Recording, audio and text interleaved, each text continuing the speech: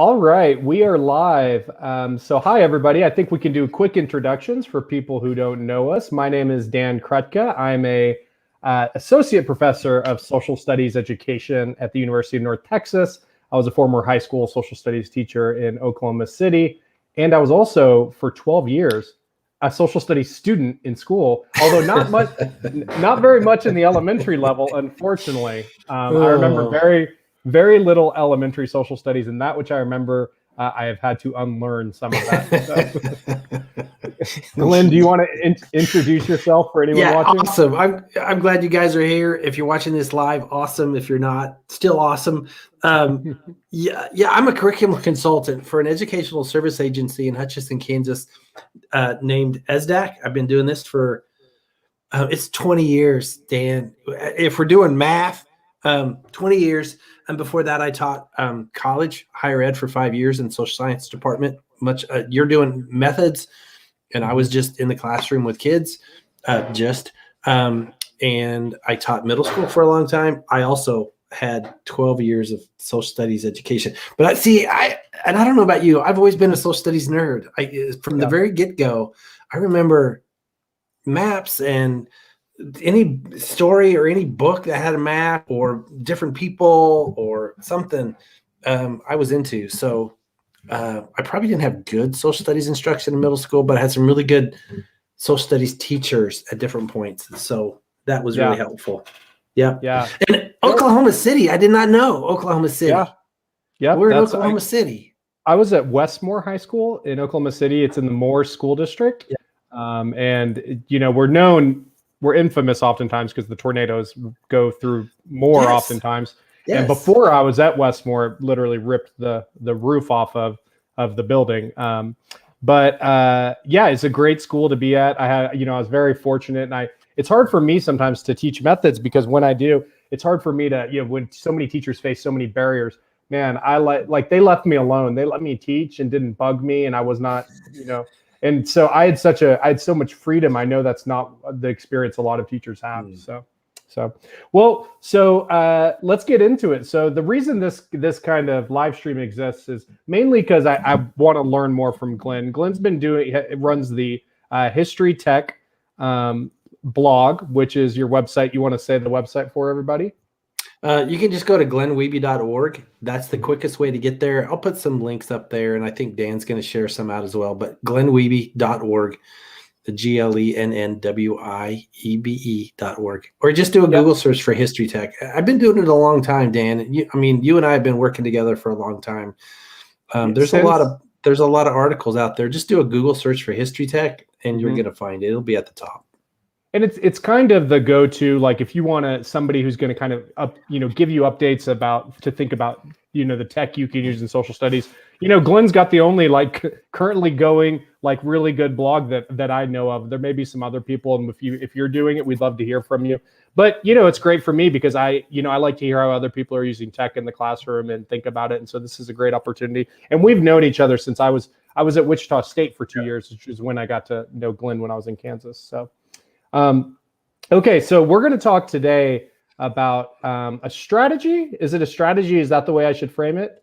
I ran across this a couple years ago, and I wish I would have had it when I was teaching in the classroom because it's just so cool and so powerful. So, and there's some tech tools that we can use to make the lives of teachers easier, the lives of students easier.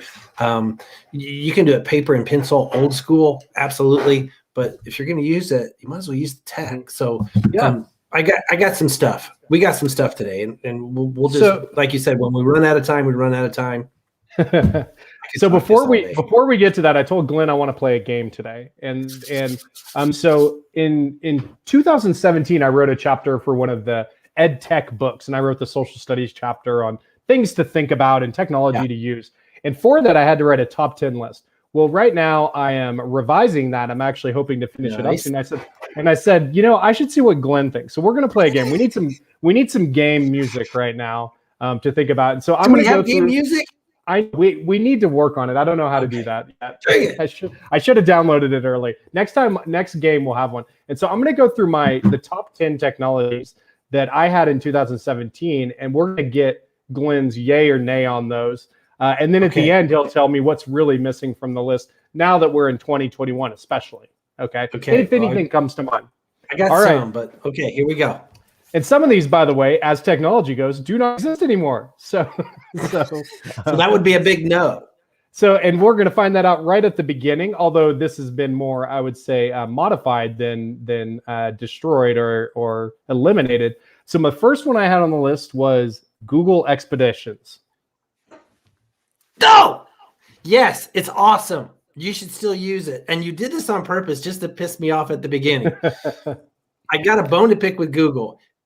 I love Google Expeditions, especially, I mean, they fixed it when it came out of the box. Not so good. Because it was really clunky and there was like tech problems, and the tech people, by the way, hated it, and they probably still do. But it's better now because there's self-guided tours built in.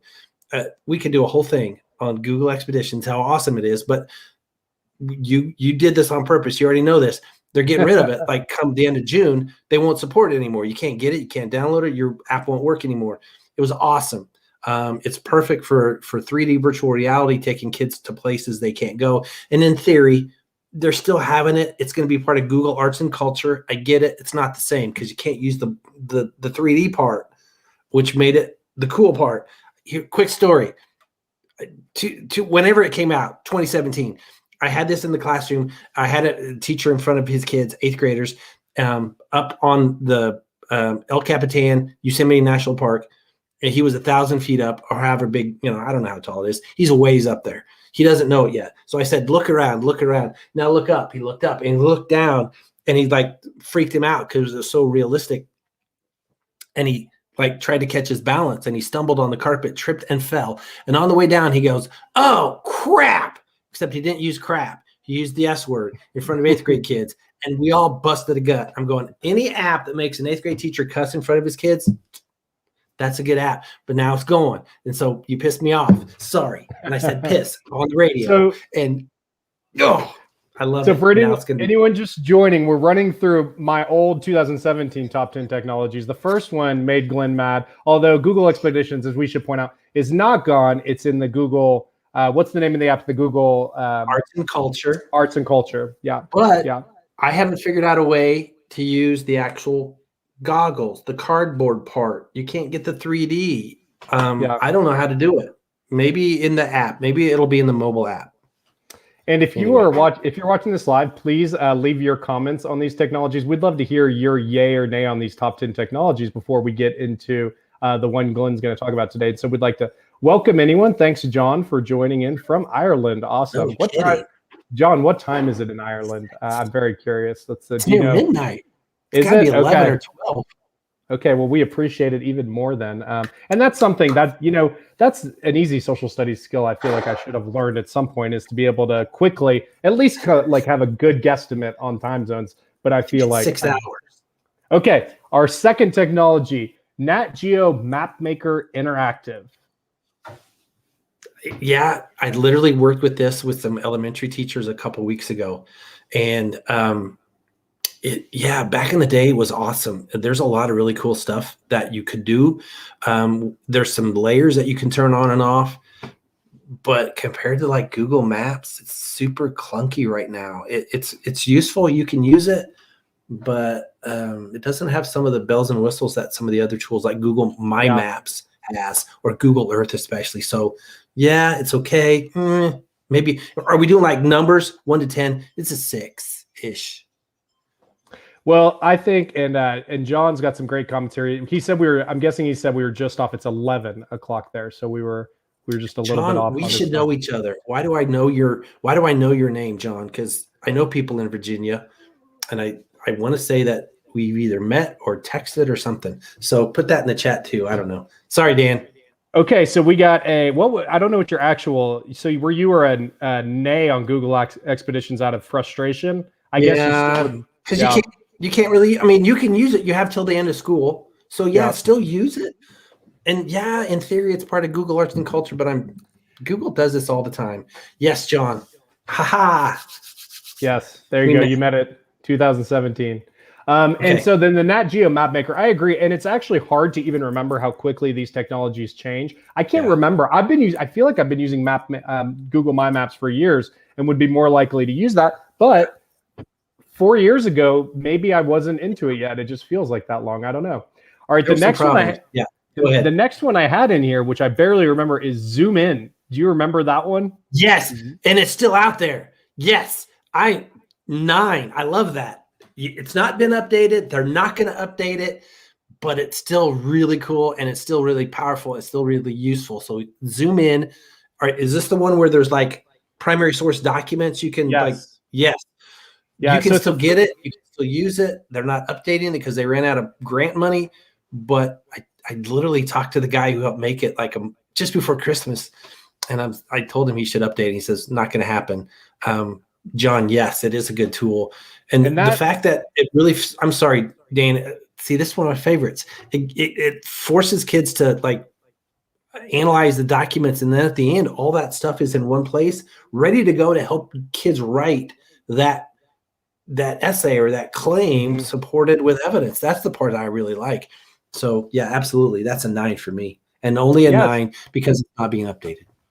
Well, and so, yeah, if you're looking to use that, Zoom In is a free web-based platform that helps students build literacy and historical thinking skills through deep dives into primary and secondary sources. So if you're looking for something else to use with sources, that could be one for you. So that's a yay. All right. Yeah, the next one is the National Archives DocsTeach. See, you're pushing all my buttons. I'm a big, that's a 10. That's a 9 or a 10 easy. I like you went from yay or nay to a point system real quickly. Sorry. We could go like, yeah, yes. And it's awesome. DocsTeach, National Archives, historical thinking skills, process over content, process and content, forcing kids to look at primary source documents and judge things based on, what they read into those primary sources. And the fact that National Archives has tons of people working on, I don't know, has people working on those, making new ones, and teachers can make their own, and then you can steal all of theirs. No brainer. Yeah, absolutely. All right. So we've got a yay to the to DocsTeach, which I use in my classes oftentimes for my students who are writing lessons. I ask them to go find primary sources for students to look at. And so, yeah, that's a great one. Love to use. I still use a lot. All right, the next yay or nay on our top 10 learning tools from 2017 list we're revisiting is the Smithsonian Learning Lab. Yep, you and me are on the same page, Dan, because Smithsonian Learning Lab, one of my favorite. Yes, that's a 9 or a 10. That's a big yay. Just because it's a great place to curate things. And John, in the comments, I think back to DocsTeach, there was an update. It works on now.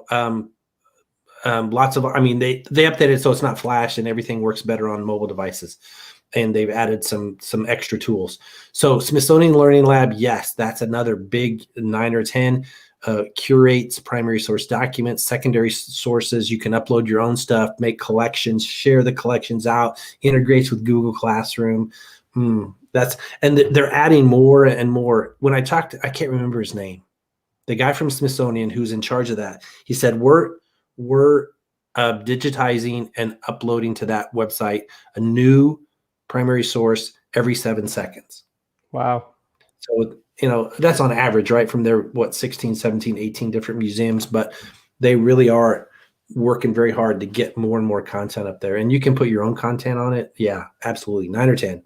Very cool. Very cool. Okay. So that's a yay. So that one is it's nice to see these ones that stand the test of time. These are still good. The next one we've got on our list. So again, anyone joining, we're revisiting Dan's 2017 top 10 technologies list that he wrote about and seeing how they held up. The next one is the site Chronicling America. It's a website that provides a database giving access to information about historic U.S. newspapers published between 1836 and 1925. You were a genius. You were a genius in 2017. Again, this one is a no-brainer. If you're doing social studies, this is non-negotiable. Library of Congress, digitized newspapers. And I don't know what the start time was, 17 something. My notes say 1836 to 1925, but maybe they've done more work since then. Yes, they have. So it goes back before 1800, and I haven't done a ton of research on how many there actually are, but it goes before 1800, and they've updated it now. I think it's 1966 or 1964 in the 60s. So before it was up to 1920, and if I'm teaching current U.S. or current world, it's like, well, I can't. A pretty small window, but now you got up to the 60s, and you can. We use this just 2 weeks ago, week and a half ago, with elementary teachers to Very have cool. them look at women during the Civil War. There was an article in the Chronicling America that we could download, front page, that talked about women who served in Civil War as spies or dressed up as men so that they could fight. Yeah. Like, how cool is that? Yes, absolutely. 9 or 10. 10. That's a 10 because they updated it.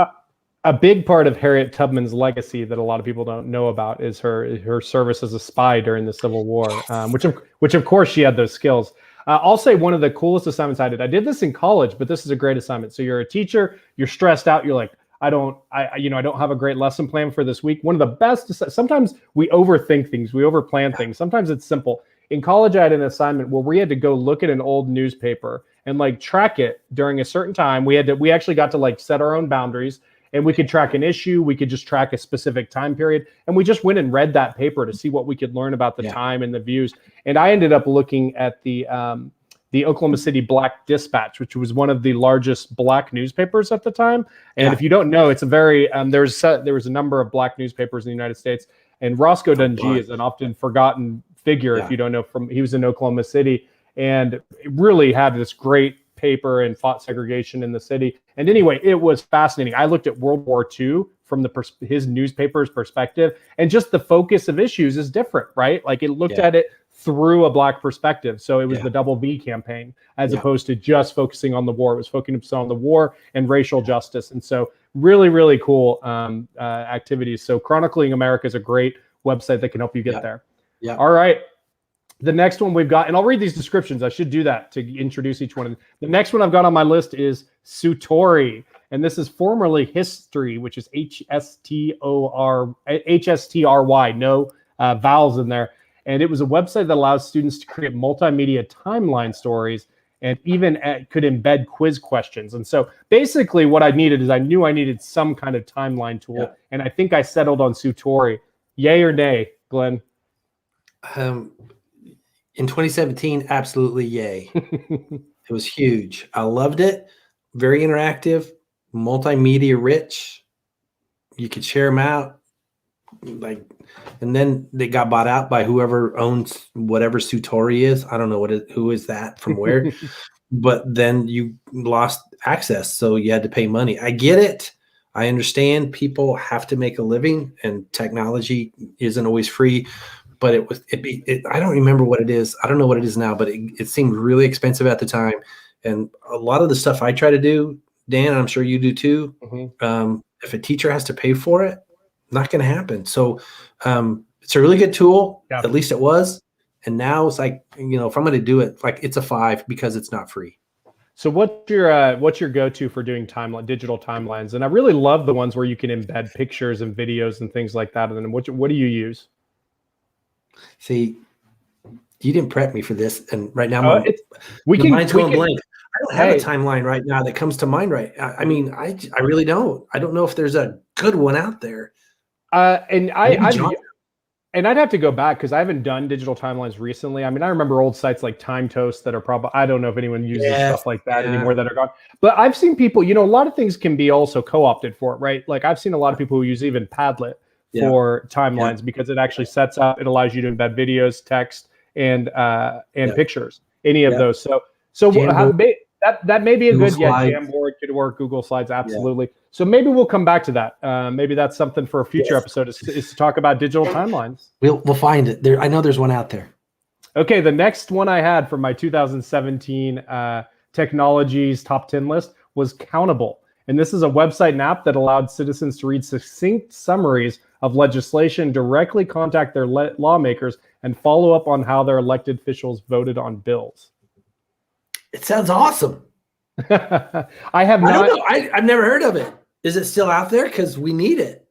Well, that's a great question. So I actually need to see if I even still have the app. If anyone knows about Countable, we'll have to check that one. So that's not on Glenn's top 10 list, but could be something we return to later. There are some other, there were tons of apps. And sorry, I didn't prep for this enough.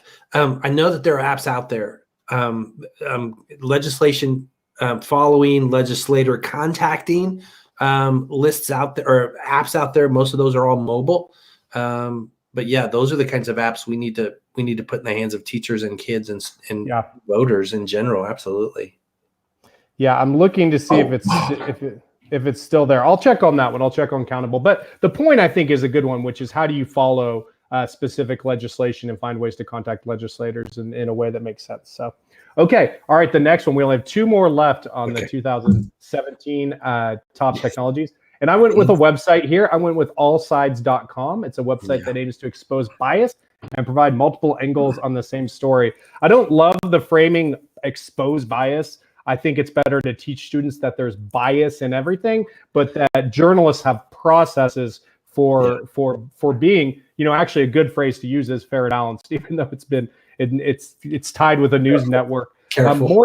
I know. More. That's a good term because it helps people think there's bias in everything, right? And it's really about like how, as a journalist, can present this in a fair way, which is complex. Those aren't easy decisions, right? So, is that a site that you use?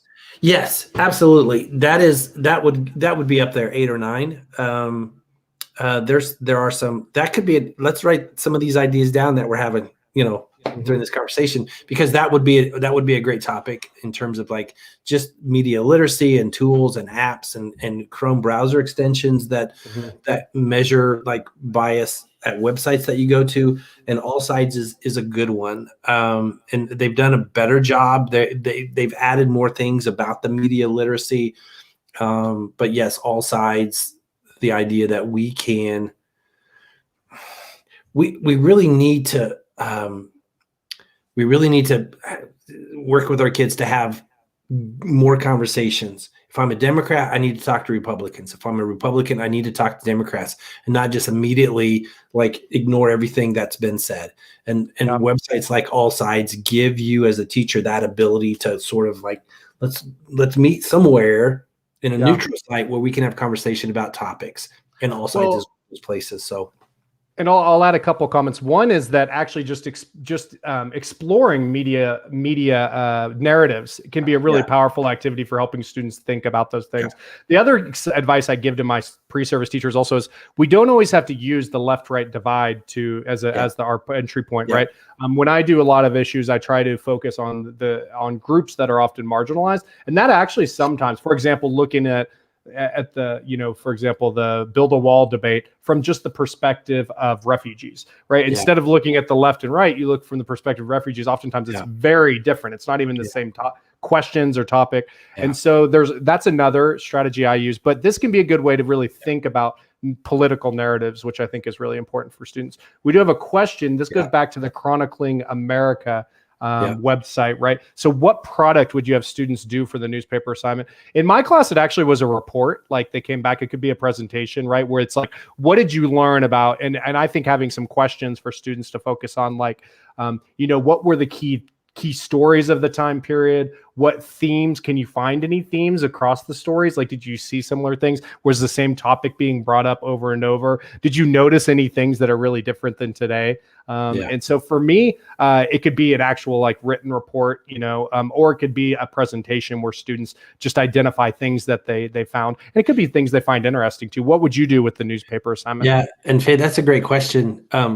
One of the things that I use as an example when I work with teachers and students is highlight the Abraham Lincoln assassination. And obviously that was a huge event in 1865. And Chronicling America allows you to go and do searches, which is one of the cool parts about that website. You can search by keyword, and you type in Lincoln, assassination, assassinate, Seward, who was also attacked, right? And you can find newspapers from across the country. And so one product you could have kids create is a compare and contrast between different parts of the country covering that same event. Now we can do the same thing in 2021, right? And you think, well, back in the day, there was no bias back in 1860. Well, really? Oh, absolutely. So in 1865, you have kids finding newspapers with headlines, "Glorious News, Lincoln Assassinated." Yeah. Well, where do you think that came from, right? So we start to ask those sorts of questions about context and bias and perspective. And other places, terrible news. This is oh my gosh, how could this have happened? And so you're asking kids to go and find articles about this same event from different perspective, which is, what a great tie-in back to this other website you were talking about that we've been talking about, allsides.com and similar websites. What was going on in 1865, and was there a difference of opinion about this particular event, and maybe then lead into Reconstruction? What would have happened, if he had survived? I mean, those sorts of hook activities are perfect for that. But Faye, that's a great question. Compare and contrast different places, different bias, different perspectives. Yeah, and also just even, I know geographically or politically you could make choices, but then again, even in the same city, to, for example, have like the Daily Oklahoman and the Oklahoma City Black Dispatch, and look at those as the same would be great. The longest running newspaper in the United States, which I don't know if you know, trivia.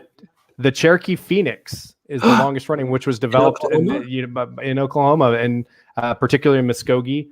Muskogee Creek Nation. And so anyway, I think that is I want to say I may have to check. It's longer than at least some of the major newspapers. Let me go fact check that.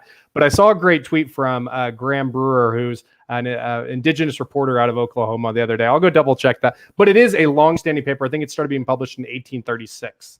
So it's pretty far back. Yeah, and if it's in chronically in America, how cool would that be? That would be very cool. And if not, there are oftentimes other ways. Okay, our last of our top 10 technologies from Dan's list from 2017 is I had the Redistricting Game, which is a simulation game designed to educate, engage, and empower citizens about the issue of political redistricting.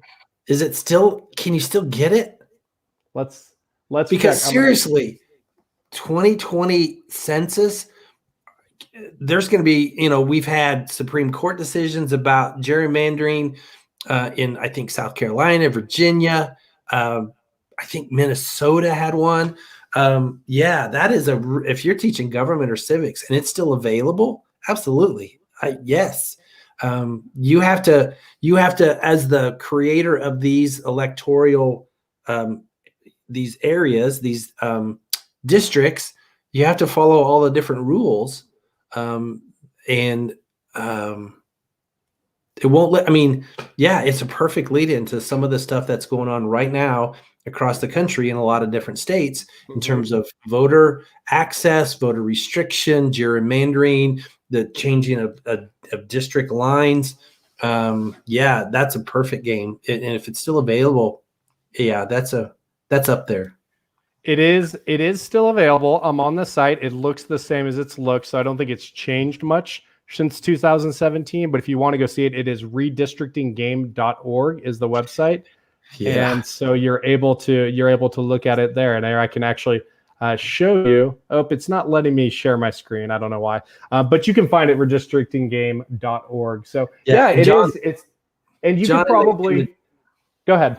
Well, John in the chat talked about, the really screwy districts. I mean, it's just like, how in the world did you come up with that? And then when you start thinking about why, who was in charge when those were made and how they were designed, and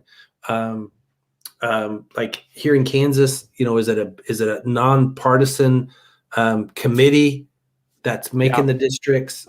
Is it just who's ever in charge has the majority in the House and Senate at the state level? So that's a great yellow. I love that game. Yep, and a super important issue, and currently also right now after the 2020 election, there has been a barrage of laws passed in states that are affecting voting and voting rights, particularly oftentimes. A lot of people the narrative doesn't always include it, but the voting rights cases in the last election always focused on primarily Black communities, were the ones that were challenged, even when suburban communities were similarly, nearby and could have been. So those are important issues. And, even when a website's a little flawed, like if the redistricting game is a little out of date or things like that, you just talk to that with students about it, right? I always say there's like a level where it's too flawed to use, right? Where there's too many problems to use. But if it's just some problems, you can do that. Okay, well, that was fun. So we just went through my old top 10 technologies and kind of talked through them. And there's a couple we're going to have to come back to in future episodes. But what we're going to do now is you're going to talk to us about a strategy that you use in classes. And I've been watching WandaVision, so I'm all about hexagons right now. Because if you have not watched the show, the hex is a big part of it. And so we're going to learn a little bit. And this Faye is saying that it was still there last year, and it looks like it is. Yeah, that's what I was seeing too. And so tell us about this strategy that you use. Okay, so I ran across this, I don't even know, 5 or 6 years ago, and apparently it's a business strategy of some sort. And then it got roped into ELA, and we all know that social studies teachers are the best thieves. So they went out and somebody stole it from some ELA teacher, or they team taught somehow.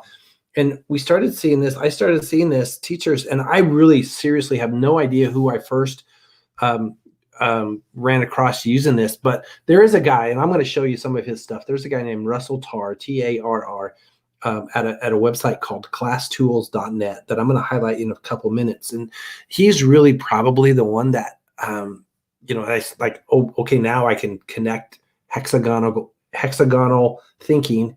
I just say hexagons with Russell Tarr. But lots of teachers across the country are using this basically because it's just a really good strategy to help kids start to see and make connections especially between foundational knowledge. Now, this isn't a strategy I think you could use at the beginning of a unit, during a unit, but I think it's really powerful at the end as almost a summative assessment. I'm going to show you that stuff. Yeah, John, if you know Russell, he's got some amazing stuff on his website. I don't know when he sleeps. He's created all sorts of really cool, handy tools, and the hexagon tool is one of those that just makes your life easier. So I'm going to share my screen, Dan, if that's okay. Cross your fingers that this is all going to just work great. Share screen, go. Second screen, go. Yeah, and we are, by the way, while he's doing that, there we go. I do see your screen there. Let me go ahead and add it to the stream. There we go. I'm going to just make these so I can see what you see. I'm going to just keep it just like this. If that's okay, I'll make it a little bigger. Great. Yep. Okay, so this is what hexagons look like. And really simply, hexagons allow you to start to have kids make connections between people, places, ideas, events. This could be, we talked about timelines earlier. This could be a timeline if you wanted. But basically, you give kids all these little pieces of paper shaped in hexagons. And thank you so much, because now I'll never watch WandaVision again without thinking of this particular strategy. And you tell your kids, organize these hexagons into patterns that make sense to you. So the idea is that you have these just pieces of paper. Now, this is the low-tech version. You have these pieces of paper, you put text on them, you cut them out, and then you tell kids, well, organize them. Make it so it makes sense. Put them into patterns. And there's there's no like right or wrong way to do this, but I would tell my kids they all have to touch somehow, right? So you've got to organize these in a way that it makes sense. And Dan, I'm going to chase. Hopefully you can open another tab or another window, because I'm going to, and the rest of you out there can do this as well. I'm going to show you something that Russell Tarr's, and I hope I've never actually met Russell. We've talked and texted and emailed Tarr. I'm going to say Tarr because it's Tarr. John, tell me, because you've met him. He's been doing this for a long time. Absolutely. Yes, Faith, I did this in my human geography class. They really wanted to have a right answer. And how cool is that the kids are so into it? Like, just tell us what the answer is. We need to know. And you go, however you decide to do it. That's the right way to do it. Tarr, awesome. Thanks, John. And so you give kids these hexagons, and you say they all have to touch. So we go back to this, and you notice that there's a ton of these. And by the way, this one was created by 8th grade teachers in Wisconsin, or 8th grade students in Wisconsin. So it's not like, oh, my kids couldn't do it. Yeah, your kids can do it. These are just regular, normal 8th grade kids putting these connections together. And you notice that they're all touching, connected somehow. So if we go back to this, and you can hopefully see, like, Gettysburg, Antietam, John Brown. These are not like they're still stuck together. So cut them apart and let kids jigsaw puzzle them back together in ways that make sense in terms like, so does Antietam and Gettysburg touch because they're both battles? So where would you put slavery? Where would you put John Brown? How would they touch? Right? So the idea is that you give kids these little pieces of paper and they have to put them together. So if I'm going to do this at the beginning of a unit or a lesson as a hook activity, I just throw these out there and say, okay, they all have to touch, but if there's any that you don't know, put that in a pile off to the side. So you're getting some really immediate feedback about what kids know and what they don't know. Like, I have no idea what a copperhead is. Boom, off to the side. But I know, I've heard of Gettysburg. I know Abraham Lincoln. I know Jefferson Davis, blah, blah, blah, right? So they're putting some of that stuff together. But think about this at the end of learning, so that kids have to make these connections. And then you say, why did you make the connections the way you did? Explain it and use evidence to support your answer. I'm going to show you what that can look like in a couple minutes as well. But this is what it looks like face-to-face. Now, definitely face-to-face. Real quick, Glenn, am I getting his website right? Classtools.net? Yeah. So if you like classtools.net and then hyphen or like /hexagon, and it's going to take you to a website that lets you create this sort of thing. So I'm going to leave this up there. Dan's going to put in the classtools.net /hexagon. We should get him as a guest. Yes, we should. John, is he still in France? If you know, yes, is he still in France? Hopefully, that's the last I heard. He was teaching in France at an American or an English speaking school. Yes, he's amazing. 3D chess compared to the rest of us. Yes. And again, I don't know when he finds the time to put all these things together, because he's teaching full time and he has all these different tools that he's made and coded. And I don't know how he does it. Yeah, Toulouse. I'm going to go to this website and open this up. And basically what this does is give you the ability, if you go to his website, classtools.net /hexagon, you get a website, and I'm going to pop this open here. Hopefully, let me see if I can find his website. Okay, so I'm going to drag this over and put it in where you guys can see it. Okay, and it scooted over. Hang on. Okay, so if you can see that, and I know it's tiny, but basically you can put in a title up here, and then you start typing in like stuff like Lincoln, and I'm just going to just draw some stuff. Now, he obviously does this not for free. We can do this part for free, but to get the full effect, you have to pay him money. And absolutely, it's going to be worth it. I don't even know what it is. Maybe $15 a year or something. It's crazy cheap to get access to all his stuff. So if you pay the premium access, and you should, you can download a Word document that has all of your words already in the hexagons in a template. You just have to cut out, right? That's the premium access. Now, I could be wrong. I tried this the other day before I put all this together. So there you go. You can get the free version of the online access, right? So you see how I just literally just copied and pasted some stuff in, and now you have these hexagons that your kids can drag and drop. Even if you're face-to-face, this is still really handy. Now, if you're teaching remote or hybrid right now, this is a lifesaver if you're going to do hexagons, because you can just make these. This is a unique URL that Russell has figured out how to make. You share the URL with your kids, boom, they go to it, like this one right here. So if I go to this one and open up this one, now this is simple, right? It's only got 8. So I'm going to make this a little bigger. So I've got these hexagons that now I'm going to move around. So racism, I'm going to put beside Jefferson Davis, and slavery. You notice now there's multiple connections. Abraham Lincoln up here with Jefferson Davis because they're both leaders. But Jefferson Davis, I'm going to argue, is racist, and he was a supporter of the slave system in the South. So these connections are all making sense.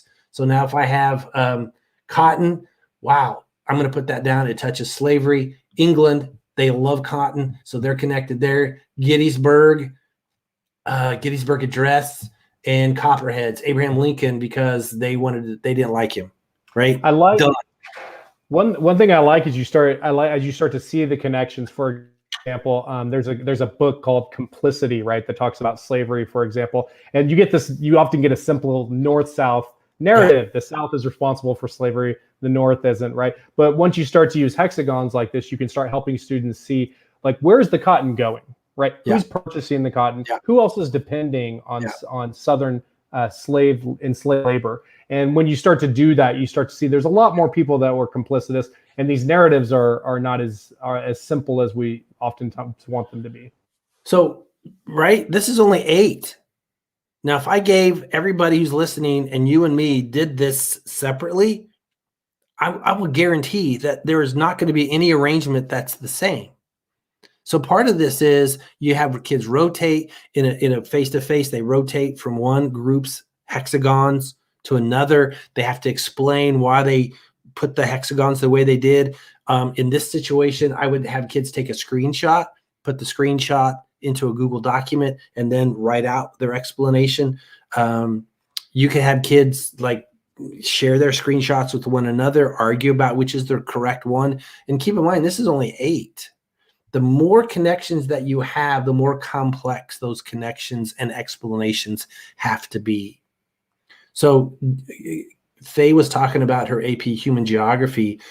I might have more for my AP kids than I might have for my 8th graders, right? So here's another example, same type. Ooh. Right? Now it's going to become, and color coded, right? So you can all of these, you notice that each of these, by the way, thanks, Russell, I can color code, I can change the color. So maybe I say, okay, make all of the battles red, all of the people blue, all of the ideas green. I don't know. You can do that. You notice, like, again, thanks, Russell, I got a lot of options for colors, right? So if I'm going to do this with AP kids, maybe this is the one that they have to do. My 8th graders only had to do 8. And maybe you ramp up as you go through the unit and you continue to add more and more hexagons to this process, right? So this is Russell Tarr. Awesome. It's free. Give him the money to upgrade to premium so you can get the Microsoft Word version and download those. And yes, he's got other things besides hexagons. He's got a ton of other tools, some free, like this is sort of a freemium. It's sort of in the middle. So you're going to find lots of different options. So this is what it looks like if you get the premium version. So this is the website that takes you, or the URL that takes you straight to his hexagon tool. And if you upgrade to the paid version, you get this. This is what your Word document will look like, right? Like, you could do this, but how much is your time worth? You give Russell $15 and boom, print it out by clicking a button, done. And you spend 30 minutes doing this on Microsoft Word or slides or Google Docs or something.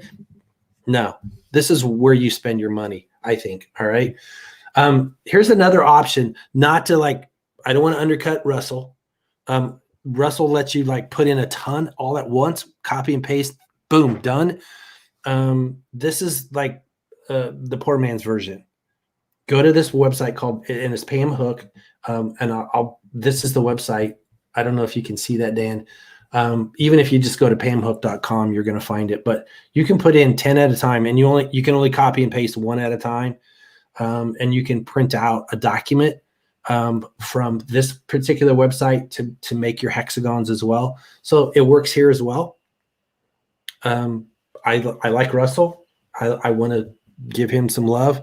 And I love the online version. And Faye, you absolutely said it. Yes, if I can do this online, boom, done. And that's one place that you can go to get those. So this is another place that you can go, pamhook.com, and do a search on her website to get that actual page. I'm going to show you a couple other things real quick. And I'm going to put my contact information. I'll send you these templates because I haven't found them anywhere else. And we started doing work with teachers, and we started coming up with stuff like this. So I mentioned earlier, and I know we're coming up, we spent a lot of time, and I think useful time, talking about tech tools. But I want you to start to explore some of these hexagon things, but I don't want to take a ton of your time. So if you're interested in some of this, let me know. I'll put my email or my Twitter, and you can DM me if you want. But this is the sort of formative assessment that you can do at the end of learning. Thank you, Dan. That's my Twitter handle at the bottom there. So this is the formative or the summative assessment at the end of learning. So you give your kids this, and you can do this on a Google document, or you can just give them hard copy, paper and pencil. But you notice that here's 10 hexagons, and there's the letters in between each. And then at the bottom, there's, like all the letters. So a couple ways you can do this. You can fill out the hexagons yourself. Like, okay, kids, here's what you need to write in here, or you copy and paste, text boxes into each of these hexagons. And then you say, okay, I need you to write about 3 of these connections. You can pick any 3 you want. I don't care which, right? We're giving kids choice. They get to pick the connections they talk about because they feel most comfortable about those. But part of this is, okay, if you're going to do G, H, and K, great. Tell me why. Explain your connections. How do you see those connecting, right? You can do it the other way and say, okay, I need you to write about D, G, and Q, and here are the 10 words that you have to put into your hexagon triangle. So they already know ahead of time what they're going to write about, but they have to figure out how to arrange them so they get the ones they want, right? And it makes it harder because if you already told them they have to write about J, K, and Q, or whatever I said a couple seconds ago, they have to finagle those 10 words into the right shapes to get the, so they can answer the easiest connections. I'm okay with that. Right. I like that. And you know what? It's making these connections and then justifying them too, right? I could see that really being a good part of the discussion as they explain it. And it kind of goes back to Faye's comment she had earlier, which is she said she did that in her class. And the thing that blew their mind is they really wanted to have a right answer, right? And I think that's one of the biggest things. And that's why I've been really drawn and used inquiry and critical inquiry in my classes, where my questions always are questions that don't have an answer. And in fact, are the questions worth arguing.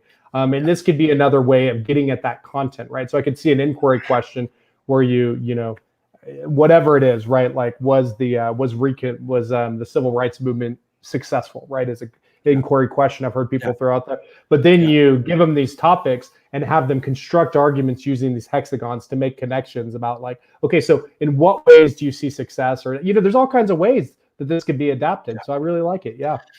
And so this is what it could look like with the stuff in there, right? Now, keep in mind, take a look at where the letters are. So the connection A is only Cotton and Lincoln. Mm-hmm. There's only 2 hexagons. So if you want to ramp up the rigor, you move the letters, not between 2, but at the junctions of 3. So now if I move H just down a little bit, now it's Antietam, racism, and emancipation.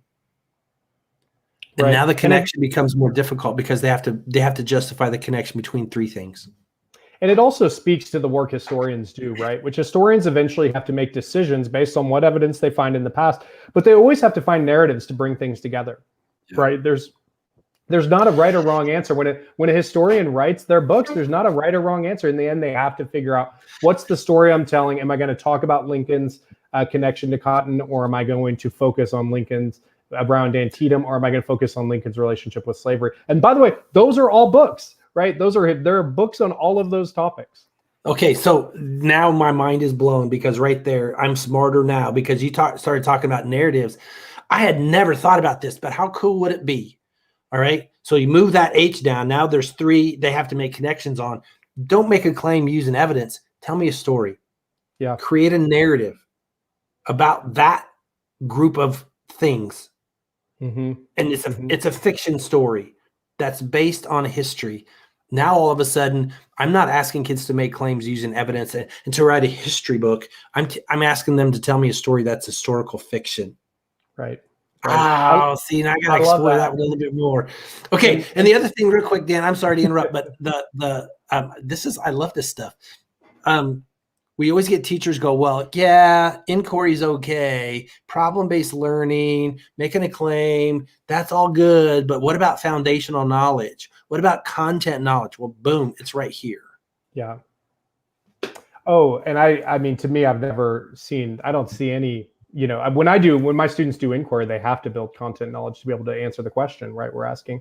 Yeah. But yeah, and then another point I'll add there too, which is always, it's the way I often approach my classes. I try to look at an intersectional history. I challenge my students off to ask from whose perspective, right? So when they're looking at something like the topic you brought up, Lincoln, it's well, how do we interpret this from different perspectives? That always adds then a different narrative, right? So if we even looked at these same topics from the perspective of white women at the time, from the perspective of Black free women at the time, or enslaved people at the time, right? Indigenous people at the time. And you look at this, it totally changes the narrative in history. And so, yeah. That's another great, like, you got to write this from this perspective. All right. Yeah. Well, that's really great. I think this has been good for anyone that joined in partway or started watching it. You know, we started by looking at my 2017 top 10 technologies, and Glenn gave me his yay or nay or a number. In some cases, I started giving me numbers. When he got really excited, he started giving tens out on the yay or nay. and then we moved to this hexagonal strategy, and John told us that we should really get Russell Tarr on as a guest, which we'd absolutely love to do. And so, I think to finish up, hey, John even shared his Twitter handle. He was, thank you for watching, John. So if anyone wants to continue the conversation on Twitter, there's John's Twitter handle. And then, of course, we also have Glenn's Twitter handle here. You can find him and you can get those templates that you shared earlier. Anything else you want to share as we finish up here? Yeah, just John's comment about, like, you can turn this upside down and like delete some, like what's missing. Like, we're talking about the Civil War and there's not an Abraham Lincoln hexagon. They've got to add that in there. So yeah, there's no connection between some. So they have to start to figure out. You can throw in some that don't belong, like John F. Kennedy. Which ones don't belong? Take those out before you start making your connections. So absolutely, lots of different ways to do this. And it just seems like a really powerful, critical thinking, a progression of depths of knowledge and Bloom's taxonomy by having kids do inquiry based on some of this content, foundational knowledge. So yes, Faye talked about a free space. So give them extra, like, empty ones. We can talk about this forever, Dan. Absolutely. Faye's done this before. So hopefully you guys got some ideas about different tools that you could use. And there's some we didn't even get to because we ran out of time. And even so, John's comment here too about you can ask them why there's and I was thinking not even just if there's connections or not, but the strength of the connections, right? Which is oftentimes where historians have to make their decisions, right? It's like, I'm going to write about this because the connections are really strong, whereas opposed to there may be weaker connections in other areas. So Faye, thank you for joining us too. I'm going to follow you both right on Twitter after this if I'm not already. You're both probably doing great work, so I followed you at some point again. But this has been fun. We're looking to build this and do this more often. So we're going to do it the first Monday of every month. Right now at 5 o'clock. But if people have different times that work for them, we're always open to it. But and we'll go from there. My Twitter handle is @DanKrutka, not too hard to get to.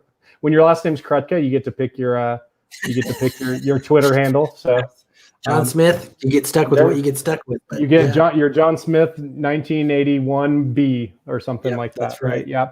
All right, Glenn. Well, it was really fun. I appreciate it. Thank you, everyone, for joining us today. And we will be back in a month to do another one, and we'll get the topic released on that. Follow us on Twitter for updates. Thanks. See you guys. Thanks.